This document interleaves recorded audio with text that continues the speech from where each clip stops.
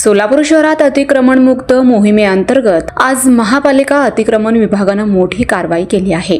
शहरातील गर्दीची व प्रमुख बाजारपेठ समजली जाणारी बेगमपेठ तसंच विजापूर वेस परिसरात सकाळपासून ही मोहीम राबवण्यात आली। बेगमपेठेतील अनेक दुकानदारांनी दुकानासमोर शेड उभारून व साहित्य ठेवून अतिक्रमण केले होते। या शेड्स जेसीबीच्या साहाय्यानं पाडण्यात आलं।